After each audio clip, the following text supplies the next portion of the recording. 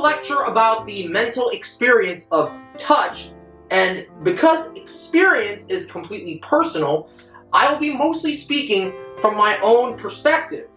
However, I do encourage you all to discuss with your classmates in the comment section below. As I told you before in a previous lecture, a microorganism can receive the sensation of touch merely by receiving heat. If you take a physics course, you will learn that the three types of heat transference are conduction, convection, and radiation, but from a psychological perspective, there is no way for a microorganism to know that the heat has been conducted, convected, or radiated into its body. No, you need a mind in order to know that, and since the mind is the collection of processes carried out by the brain, this means that you need a brain in order to know whether or not heat has been transferred into your body. Of course, we all have the experience of feeling a cold object, such as cold water, an ice cube, the wind of a cold winter day. So is there any counterpart to heat that gives us the experience of feeling something cold against our palms? The quick answer is no, because physics has shown us that cold is simply the reduction of heat, which is defined as the total kinetic energy. In other words, the lower the kinetic energy, the colder you feel, and the higher the kinetic energy, the warmer you feel. Either way, you are experiencing the transference of some quantity of heat into your palms. What does that experience feel like, whether we receive low heat or high heat? For me personally, the wind of a cold winter day feels chilling. I know that the word chilling would have to be defined arbitrarily, but I think most of us would know what it is like for something to be chilling. That is what I mean by the personal nature of experience. You can't describe it in scientific words.